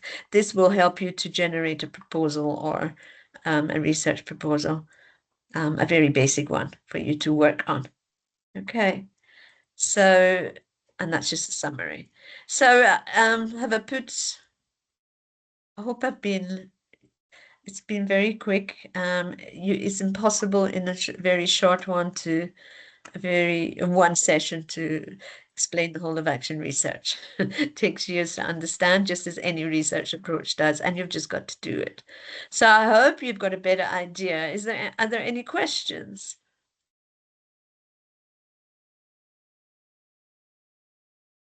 People are still joining. Are they going? Yeah, they're coming now for the next part, I suppose. Can't see. Oh, there's Mabuza? Tobile. There's Tobile Mabuza there. Yes. Okay, sorry, Mabuza is the surname. Tobile Tobile? Mabuza. Thank you so much. Thank you so much, Prof. It's quite insightful. Though I need clarity, I think I missed something, Prof. You mentioned that what matters in action research is to choose the right type of action research. I did not get how can I put it, the pros and cons of choosing the wrong one. Because later on, Prof, like I have said, it's insightful. Now I am motivated that at some point I might choose action research. But you have mentioned also some challenges that you must be competent to do this kind of research. So hence my question that, can you clarify a little bit? Maybe I missed that part, Prof, because you said what matters the most is that you choose the right kind of action research. Yes, so if you want to improve your teaching, the best type of action research would be self-study, looking at yourself. You wouldn't really do participatory or community-based research if you wanted to just improve your teaching. Although PALA, you could work with a group of your colleagues in participatory action learning, and you would be the action learning group, and you'd try different things in your different classes and so on. So it's very difficult to explain in such a short time. The main thing is that the context that you're working in will determine what kind of action research you need to use. I brought out a book with Orton Zibaskerut in 2019. So it's Zibaskerut and Wood 2019, and it's called Action Learning and Action Research Genres and Approaches. And there we have some of the leading action researchers and action learning specialists in the world, all contributing, explaining their approach to action research. So if you could get hold of that and then say, okay, now which one applies to me in my research. So it depends very much on your context. You can't say you're doing community-based action research when you're just working in your own classroom, for instance. That's wrong. So I don't think anybody would do that. But what I'm saying is, if you're using a specific genre, you must make sure you're citing the people who work in that genre.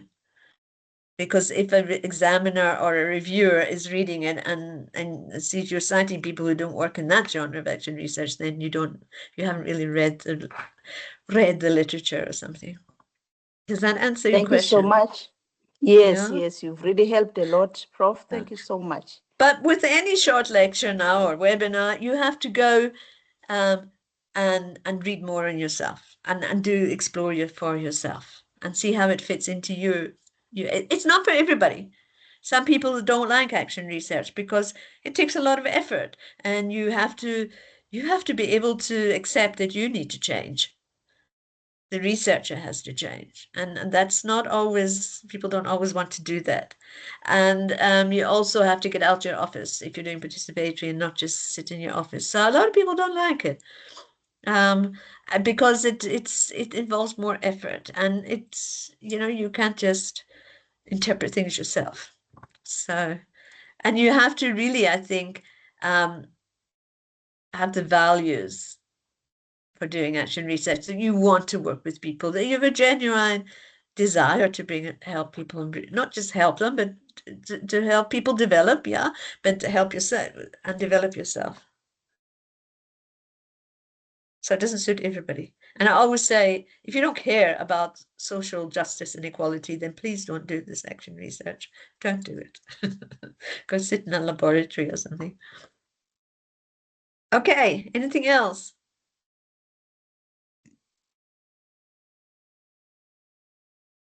Any question, reflection, colleagues?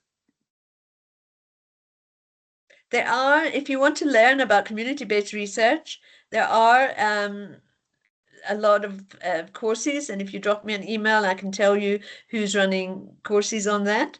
And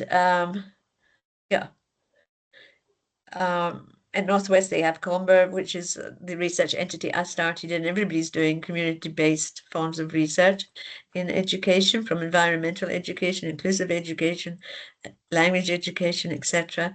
So if you want to know more about how to develop that competence, then myself or Karen is running in Saera, the Action Research SIG. I'm sure she can also help you. And so is Angela James from UKZN. Victoria? Yeah. Victoria, unmute. Thank you so much for the presentation. Please, there's something that I want to understand. In a participatory action research, with the 4 stages within one cycle, the plan, act, observe, reflect. Yeah. Good. Yes. Must all the 4 stages be carried out? Must for all the 4 stages be present in each of the cycles? Yeah. Yes. Okay. Yeah, if you skip one, then you're not doing the research, because the planning is, okay, what are we going to do to improve the situation? And everybody has input and whatever, and you decide on a plan. Okay, we'll gather data, and how are we going to gather data? This is acting now. You gather the data, and then you analyze the data. And then you have to reflect on on what you've learned from the data. So it's not just, okay, here are the findings, right, what now? You have to take those findings and you have to say, what does this mean for us going forward? Do we have to change what we're doing? Do we have to continue this? Have things improved? And that's reflection, which then leads into a revised plan of action, and so on. Okay. Okay, but I have seen lots of times, I've done 4 cycles. The first cycle was planning, the second was acting, the third was observing, and the fourth was reflecting. That's not right. So, Rob, please, are you saying that, can that be, maybe if I'm using 4 cycles, my iterative cycles are 4.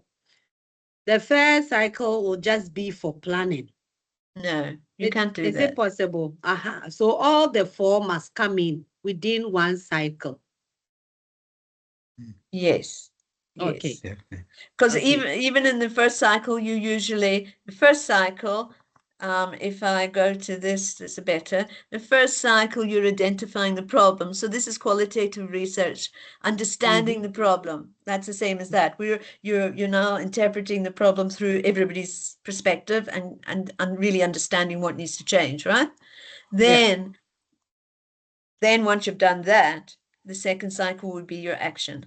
And normally for a PhD, you would have a third cycle. A master's, you wouldn't need a third cycle. You could just write up the changes there.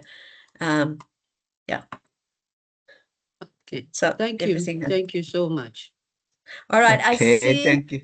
Okay. I think I have to stop Mr. now because I see Tanzia. the boss has got his hand Yes. up, and maybe I have to stop. Yeah. Okay. No, he wants to reflect. I know I'm the moderator of the session, but I'm not stopping, Prof. I just want to make an observation, Yeah. which you can maybe respond to. Yeah, you have given a very good exposition about action research, and my observation is that when I look at students, maybe at the doctorate level, maybe very few of them conduct action research for their doctorates. I don't know, maybe you can share your experience, but from where I come from, I don't think I've come across any student doing action research for their doctorate. So maybe I don't know whether that could be as due to maybe lack of proper understanding of action research, or could it be that action research will require more time, which may not fit within the doctorate period? Yeah. Maybe you can give your reflections on that, Prof. Yeah. Yes. No, well, I personally, and I came into academia late. It's only like 2004. I mean, I've been going on for as old as I am. I've had 17 PhDs, all doing action research, and none of them have overgone the time. So it doesn't necessarily mean more time. You get a lot more data to work with, so it makes your research richer. There are thousands of action research PhDs all over the world.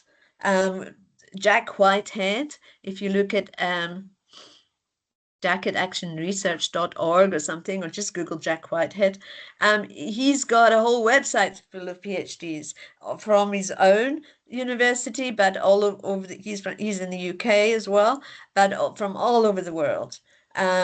We are working, Karen and I, in the Knowledge for Change, a global network, and everybody there is kind of doing action research. Most of them have got PhDs. It's in Comba in Northwest And I'm also University. here, Prof. Who? Tanya. Tanya is from Northwest University, and she did an action research in ECD. Is that right, Tanya? Yes, and Carla. So it is very intense, but it's doable, and it's so much. I should say, worth it. Yeah, and as a teacher going on or a researcher going on, then you learn. Most of the PhD students will never go back to doing normal research, well, traditional research. I think once you get hooked in this type of research and you see how people change and how you change and develop, it's really worthwhile. So I wouldn't worry about the time. I think one of the big problems are there's not enough supervisors who want to do this, because it also, yeah, I don't know, maybe they're not clear on action research. But once the more, I mean, if I look at UKZN, Northwest, Free State now, where we've been working a lot, NMU, where a lot of my ex-PhD students are now in different universities, and they're starting to develop more. But, and not just mine, but, you know, action research is becoming more popular. But I think up until a year or so ago, there's not enough supervisors who really understand it. And when I went into Northwest, there was hardly anybody doing qualitative research, never mind this. And But I mean, I did lots of capacity development with my supervisors and with the students for about 4 years. And some of them say to me, you know, it's only after 3 years I feel confident now doing this, because it's a complete paradigm change. So you're actually lucky, Yeah, Tanya, that yeah. you were always in this paradigm. Maybe to add to that, at UKZN has enjoyed that, especially research, where you find that Kathleen Peterhouse Morgan, Yes. with her team, like Daisy Pillay and others, right now they have a conference in UK on self-study action research. So the whole of this week they are away there. Yes, so even their PhD students are doing it. They are using Yes, action there's research to enclaves, do and that. they're more focused on a specific type of action research. But if you look at Prof. Lalele, he's doing Yes, more participatory, his and Ashley students. Mahedu, she did PALA and still doing it, and Ntiani Yeah, and that they in are. communities. So there's enclaves, but I agree with you. Some other universities Okay, are not doing it. okay, let's check. Prof. Pungasa there. The hand is up. What's your take? Unmute, please. All right. There you go. Thank you so much, Prof. I hope you can hear me. Yes, Yeah, I we can can hear hear you you. loud and clear. All right. Thank you so much, Prof, for your informative presentation, but I'm most interested on the genres that you have just presented, especially on the self-study. Prof, if you can maybe clarify more on how does the self-study become an action research for more understanding, because there's a lot of confusion. I lost you. Hello? Okay, I think I'm going to switch my camera off. I think my internet is dropping a bit. Okay, I can hear you now.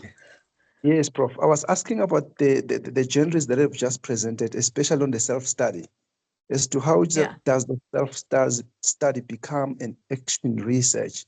Because there's a big confusion around there as to what is a self-study. Okay. Is it a research?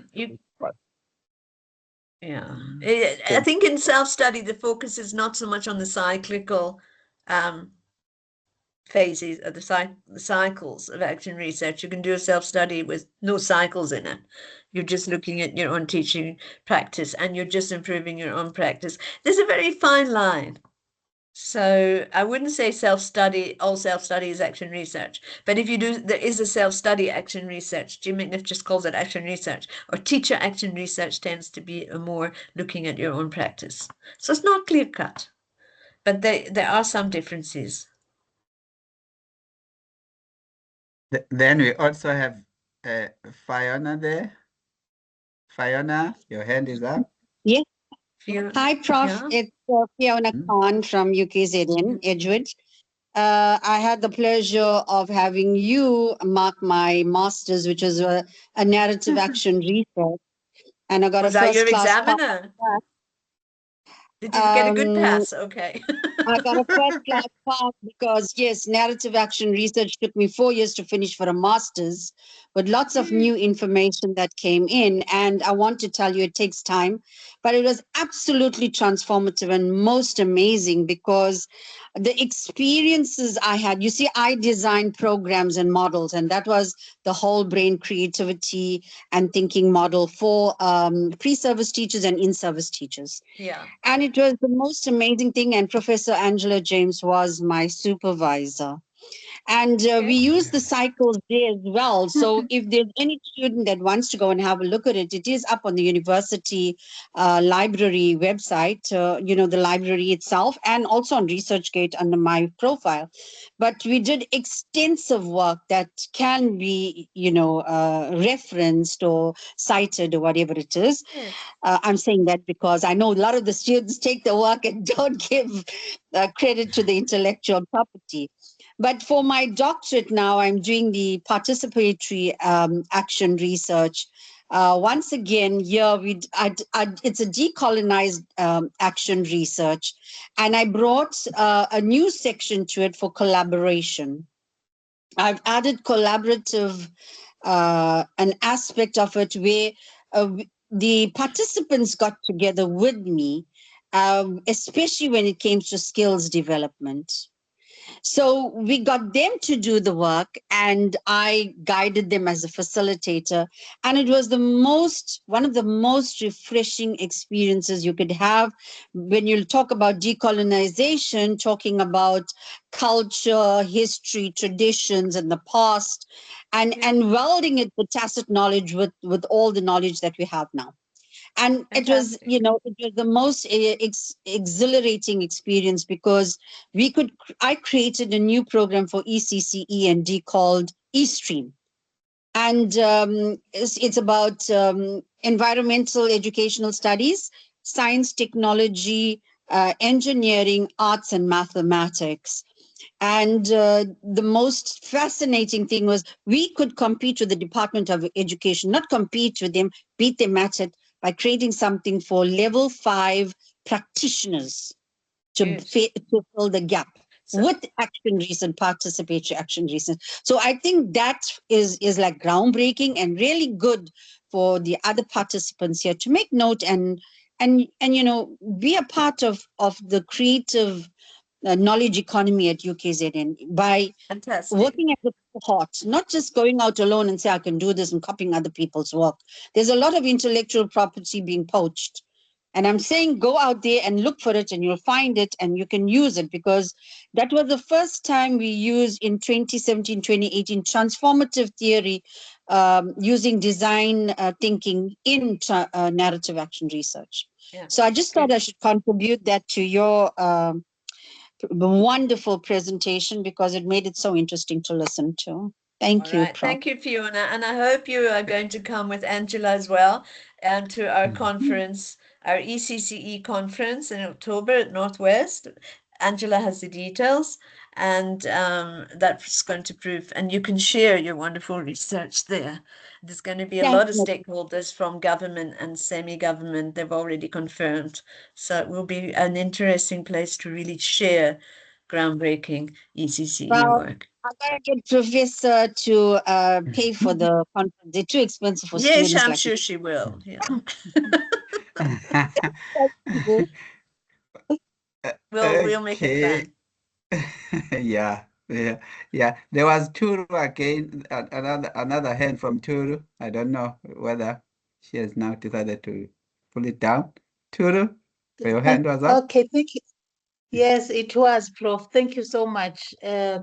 It's actually a question around the number of cycles that an average number of cycles that one can do, or can use in this kind of research, considering the fact that the participants tend to get tired of this thing if you keep coming over and over again. And then as they get tired, you become limited to, asking them not to drop out because of the ethical issues that you talked about, that wouldn't one end up finding themselves with no participants or very few participants to come up with the results at the end of the study? Yes. Then you have to ask yourself, what are you doing that they're losing interest? Think about, so that's what I'm saying. You have to develop a lot of practice in this and keeping them. The best way to keep participation is to let people become more and more involved and take over more and more of the decisions of the research. That's what we're aiming for anyway. So you shouldn't just keep on going and going. I think they drop out when they feel, well, this is not really something I want to do, or, it's taking up too much of my time. But if they're really involved and it's something they're passionate about, so when you're recruiting as well, you have to make sure that the people really want to do this. They're doing this because they're affected by the problem and they really want to change the problem. So I can't answer you, but I find I've never had participants drop out to the extent that you can carry on. Yes, you have to be flexible. People do come and go sometimes, but that's more to do with the life circumstances than lack of interest. It is a fear I think a lot of students have. And I did have one student where none of her participants would come back. But then why? Because she was standing there lecturing them instead of you know, facilitating their development and their ideas. Yeah. Okay, thank you for that response. They didn't drop out, but then I was thinking if I could continue with more cycles, they were going to drop out. I could tell. See what Thank one you. project, if you're doing a master's, 2 cycles enough, PhD 3 at the most, and then you know, then that's that project finished, right? And then you can move on to something else. But yes, you can. But if you're working in a community long term, you know, it's maybe different research questions that keep emerging. So it's like a new cycle starting. It's not like the same thing. Because in a good action research, new questions will emerge. And then maybe other people will say, oh, that's actually something I want to get involved in. And another one will say, no, I've had enough of this. I'm off now. Well, that's fine. You should spend more time in one community, not just in and out. Okay, it's 6 o'clock now. Yeah, it's okay. Friday I night. think yeah, no, no, it's all right. I think let me allow colleagues from now from different spaces just to say their last comment of reflecting on what has been happening, and then after that, then we'll then conclude everything. So let me start with colleagues from Salt Plains University, that is Prof. Dipane Hlalele. So your last comment, Prof. Dipane Hlalele? Is he here? I didn't see him. Yeah, he's here. I can see Okay, him hello, here. Dipane. Maybe he's busy. Okay. So yeah. Okay. Okay, I'm Oh, unmuted. how is this? Good afternoon. I'm not going to say much. Those that were there many years ago, Leslie is doing this for the second time, so she enjoys it. She's still enjoying it even today. Face to Thank face. you very much. I don't have much to say, but I think the Action Research family will grow bigger and stronger. Thank you very much. And now you're in a position to make it grow within your faculty. Yeah. So I invited them. I'm sure you saw many of our students have attended. Yeah. I don't know your students, but that's Yeah. good. Fantastic. I'm one of them. Okay. Thank you. Thank you, Prof. Wood. Thank you, Prof. Hlalele. It was is the one who hijacked your slides. No, no, I wish I don't. Yeah, I I'd don't like have to that know who that capability. person was. You know, it's very scary. At least No, I not at felt all. comfortable here. But imagine if it happened during one of these fancy webinars. Oh. Okay, let's move to UKZN. Prof. Angela James, do you want to say something in conclusion? Especially that you'll have to sponsor some students to attend the conference. Angela? Oh, Yeah. but it's Yes, I'm here. yes. What did you Last say? comment of reflection? Oh, last comment from me. Oh, you know, Yes, I just please. love working with Leslie. You'd be representing UKZN, please, in your conclusion statement. Oh, and yes, Prof, and I will with all your funding that you will help us get there for that conference as well. Hey, Prof. Okay, yeah, no, thank you so much. Leslie, it was really informative, and I love the way that you made it so interactive, and not just interactive, the types of questions you were asking as well. So thank you, Leslie. And yes, we definitely want to be there. Looking for funding is what we're looking at. We're thinking about bringing a lot of people.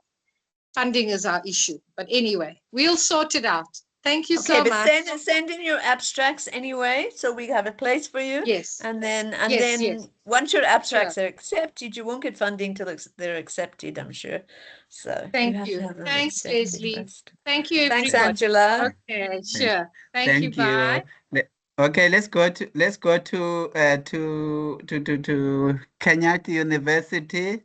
Our share for today. What's your concluding words? Okay. Yeah, mine is to thank Professor Leslie for the nice presentation. I think she has given the philosophical underpinning of action research, but she has also gone ahead to show us how it really works, the steps. And I think that is very insightful. And she has also shared that she has supervised many students doing their studies, and they are using the action research. And I think our students could learn from that. Maybe from Kenyatta University, because I've not seen many of our students use action research, then we can start to encourage them to go that path. So thank you very much, Prof. Thank you. Welcome. Thank you. Thank you. Okay, let's go to Eswatini, University of Eswatini. Who's Dr. Mabuza? Are you there? I can't see him here. I think it most of the looked like, people have gone. yeah, it looked like Turu then would be the one. Turu, what's your concluding comments from your side? Thank you very much to Prof for the opportunity, to thank Professor Wood for this very insightful presentation and a very exciting approach to research, because it brings solutions. That is what makes it very interesting. So I think, on behalf of my university, we should also be moving in that direction and getting students to be doing this action research. Thank you very much. You're welcome. So at least you know about the conference now.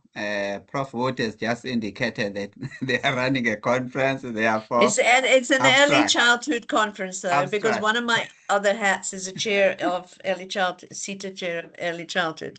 So it's an early childhood conference. ECE. I just want to make Oh, that clear. okay. It's not it is that we're all doing action research, but it's not all of us, most of us. Oh, okay.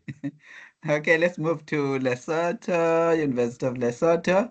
Who is there, that side? Dr. Singaye, are you there? Anyone from the Lesotho side? Oh, it looked like I don't see anyone right now. Okay. Hello, Yeah. Prof. I'm Oh, here, okay. Simon. Who is there? Who is there? Oh, there is somebody there.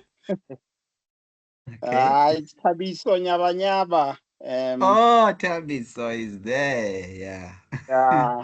Yeah. I've really enjoyed this. I was just thinking, as Leslie was presenting, that when I was teaching research methods, we often neglected action research, and this is giving a really good dimension to a lot of work that is going on at the moment, because a lot of work that is going on in education at the moment tries as much as possible to integrate the wider variety of research that brings participation and action and improvement.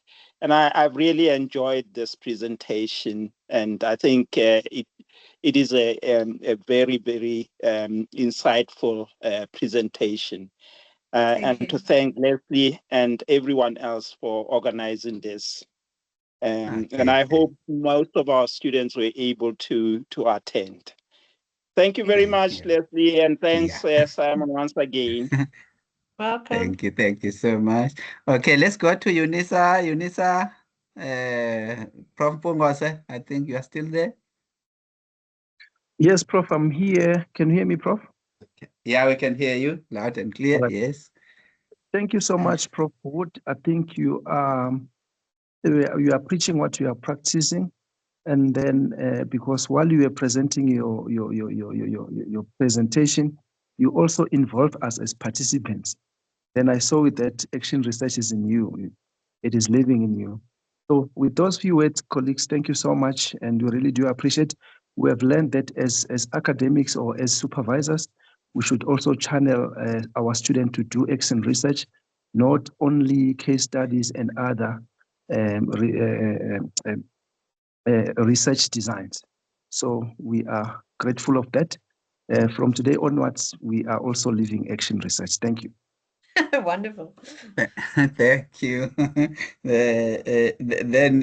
Which means then for the conference, I'm sure UNISA is running some nice departments there. I know Professor Vusim Caesar, they are Yes, there. Lucy and Caesar, Therefore, if you can, exactly. he So actually they should be presented. invited to that Yeah. conference. I'm going to invite him. I said to Prof. Shrayo today when I was doing a workshop this morning, this is my second workshop for today, I was doing a workshop in NRF reading, and I asked him what his email was, Vusis, because I want to invite him to the conference. That will be excellent. Okay, let's close with KCA University. Do you still have colleagues from there? Maybe Okay. not, because No, it's late there now. It looked like now they are no longer there. So thank you very much, Leslie, for Thank this you. It was interesting a pleasure. presentation. From our side, you see, you have been covering us all these years. You came to UKZN face to face and then to run this.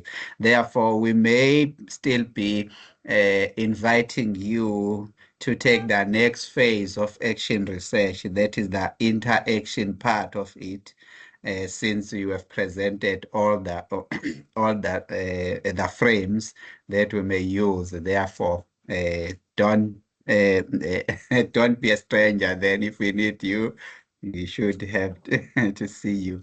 So, thank you very much for everything that we have done. The opportunity that you gave to our colleagues, students, etc. Therefore, we are going to participate in your conference as much as we can, you. because I know Angela then will represent us there, and then in the process of doing that, then we'll encourage colleagues to go with her to join the Wonderful. conference. And And yes, I especially just- that, yeah, you can And I just continue. want to congratulate you guys, because what you've got going here is something quite unique. It's such a big community of practice and wonderful. Yes. So congratulations. And especially moving towards Sierra, I think that is another opening space that we have tried to develop. Yes. It's wonderful. Thank you very much then. Thank you. So let's close it for now. We'll see you. Please send us Okay. your I'll send your you my slides slides. so that Yeah. you can, yeah. Oh, I can problem. see someone from KCA University. Swede is there. So what do you want to conclude, Swede, for us from the KCA? Oh, she said she can't speak. I can see Okay. the message there. Okay, so thank you very much. I wish you all a good bye-bye now. weekend. Oh, you've still got Same to tomorrow to you. go, so good luck tomorrow. Yes, And, tomorrow our student will be presenting, reflecting on what we have presented today. Therefore, yes, they will be exactly, yes. Okay, thank you so much. So what I'll wait for then is your slide, so that I can then connect the recordings, because them I right. can see from the chat there that recording.